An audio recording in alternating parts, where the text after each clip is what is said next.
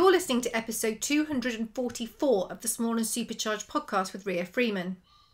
Hello and welcome to this episode of the Small and Supercharged podcast. It is a solo with me, and we're going to be looking at who is in your tribe today, and not just who's in your tribe, but the impact that this has on you and your growth, your development, even your mental health, your optimism, your pessimism, how you feel about things, how motivated you are, and all of the above, because it is so important that you surround yourself with the right people. It is absolutely critical. And I wanted to just explore that a bit today because I've experienced that lots and lots of times in my life so far. And it's something that I continue to experience. And I think that sometimes when we have an issue, perhaps we're feeling like a lack of motivation, perhaps we're feeling a bit pessimistic, a bit deflated, demotivated, all these things. Whilst it is really important that we look inside ourselves for why we're feeling like that, I do also think we need to look at who we're spending our time with, and how the way that they feel and the way that they behave and react directly influences how we feel. Because when we then take that further, the way we feel about things can actually have huge impacts on what we decide to pursue, what we decide to push ourselves towards, and what we just think, nah, it's no point. There's no point.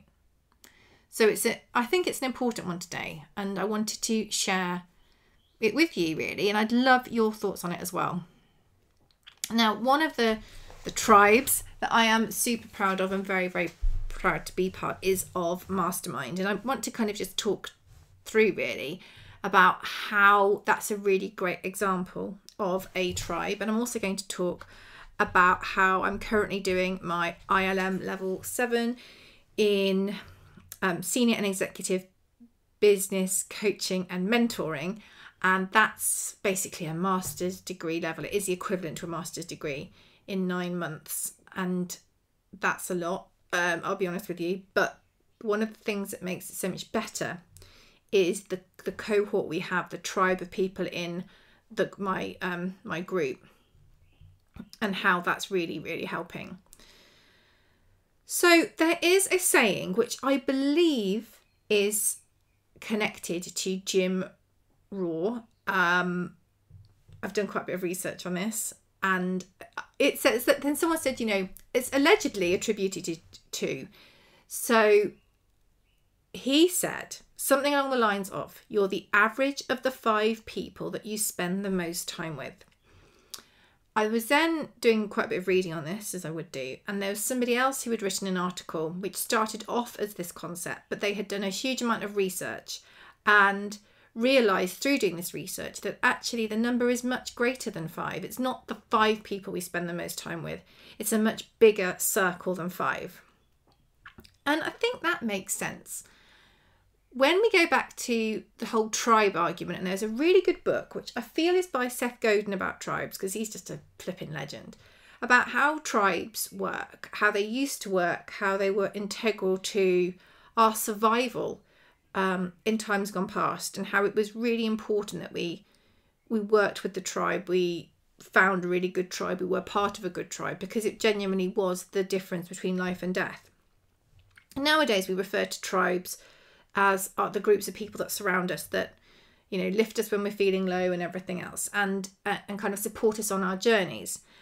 And I think 5 is an interesting number. And again, when I was kind of pondering this before I came on to chat, I think 5 works on some levels, but not on others.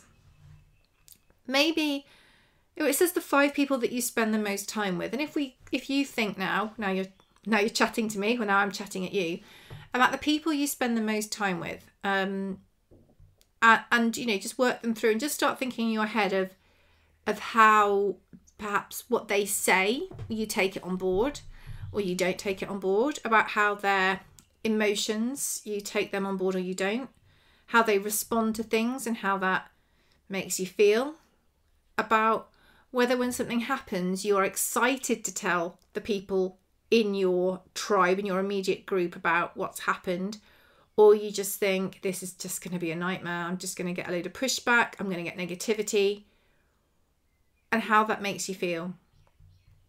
Now, if you're the average of the 5 people you spend your time with, you can see that if you were spending your time with 5 people who you felt if you were going to say something to them, they not necessarily weren't going to say like well done, but they were actually going to be quite negative about it and make you feel like you shouldn't do it.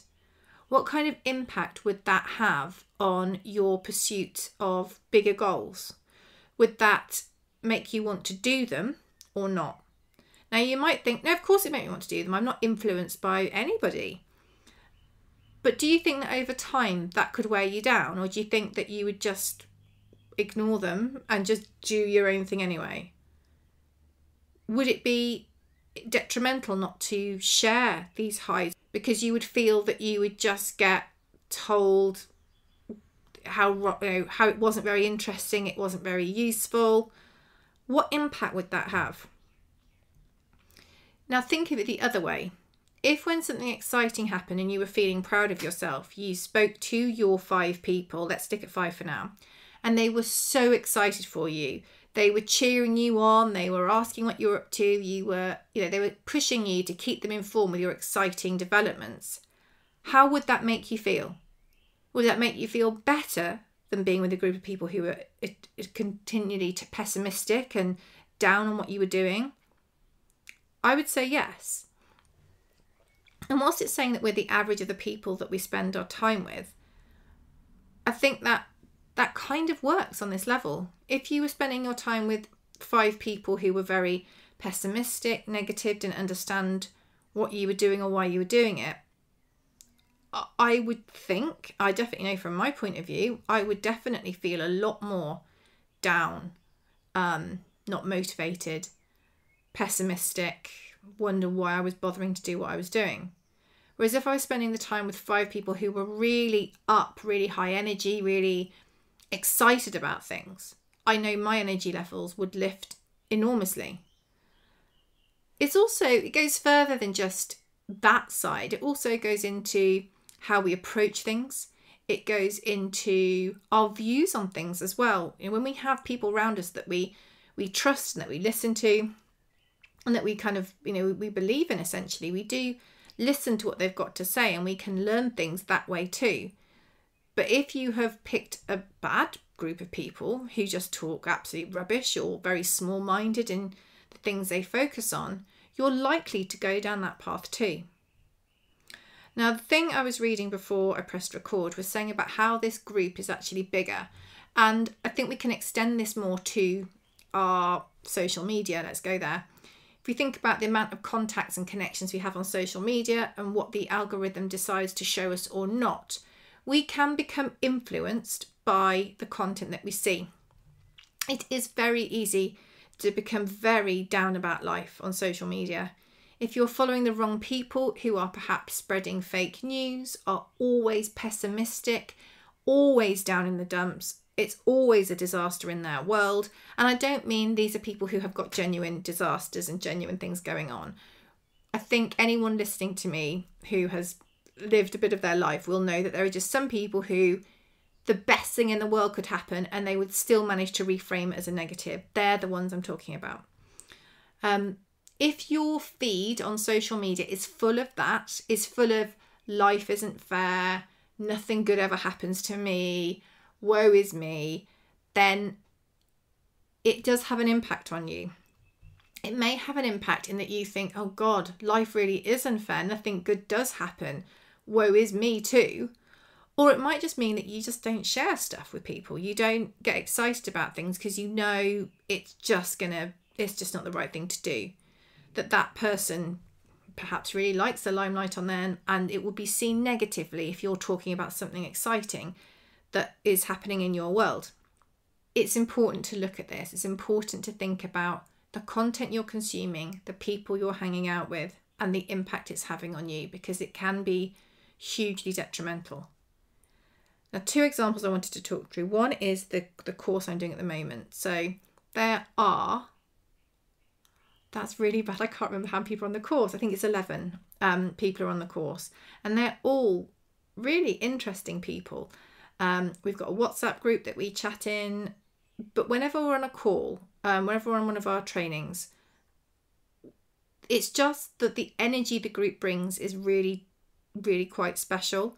Everyone is different, and people have got different takes, and some people are much, livelier and not excitable sounds bad, but much more high energy. Some people are slightly lower energy, but everyone is pulling towards the same goal, and they're being supportive of everybody in the group.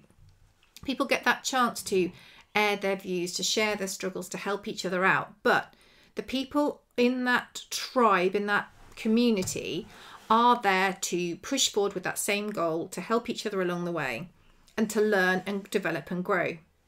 If you're dropped into that environment, I think it'd be very difficult to not want to develop, learn and grow and improve and deepen your learning, because of the people that you're surrounded with. It's kind of an osmosis effect.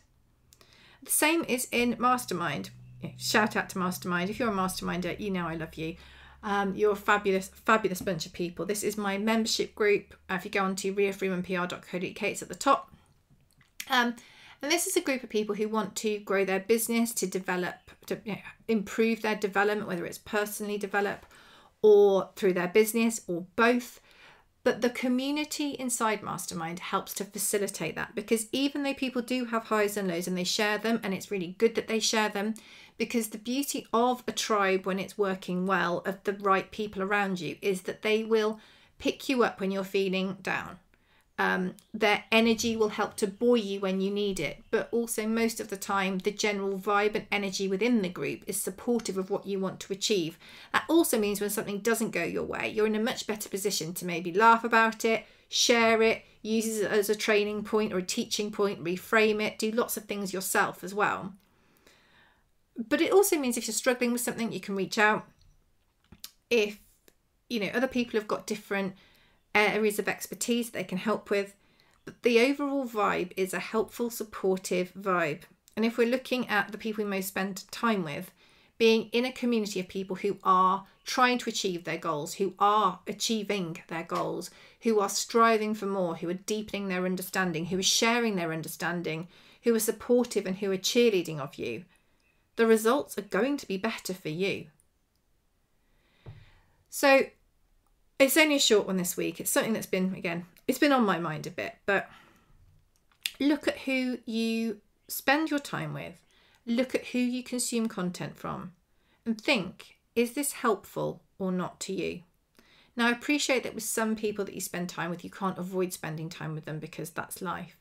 But maybe you think about what you share with them, because if you're trying to achieve things, push further, do exciting things, and you've got negativity sat on your shoulder all the time, it's really, really difficult, especially when you're excited to share something and it just doesn't work, as in the response you get isn't like that. So maybe that's a way to look at that. But looking at who you spend time with is really vital. If you want to be happier, if you want to achieve more, if you want to be more optimistic or anything like that, go get things, have more confidence, I think it is important that we examine our circles around us to see whether or not we can start to see what perhaps is contributing in a detrimental way to what we're trying to achieve. The tricky bit is then what you do with that information. Now, this might be putting a little bit of distance between you, if that's something that you can do. On social media, super easy, as you can just mute people or you can snooze them to give you a little bit of distance, either in the short term or the longer term. On social, it's easy. You can really control the content you see. And if we think about everyone in our followers or fans or friendship groups being part of our tribe, that can be a really good way to make sure you're being served with the content that's right for you, that's supportive and helping you. But I do also think that even if you can't necessarily change the groups, having an awareness of it is important, because I think it damages you a little bit less when you know what you're up against, and perhaps you moderate what you share or anything like that. But the key is that it doesn't stop you. because it really, really can. I'd love your thoughts on this. Do you think it's the average of the 5 people you spend the most time with, or do you think it's more than that? Have you noticed that when you hang out with people who are more positive and optimistic and focused on specific things in their life, like personal development, that you come along as well, you achieve your goals more easily? Have you found that when you hang out with people who aren't like that, that it's actually really difficult to get where you want to go and you feel a lot more, well, a lot less motivated? What do you think? I would love you to share your views and thoughts with me. I'm over on Instagram at Ria Freeman PR and Facebook at Ria Freeman PR and Twitter Ria Freeman, but I would love to hear your thoughts on this. Have a really good week and we will chat in the not too distant future. Take care.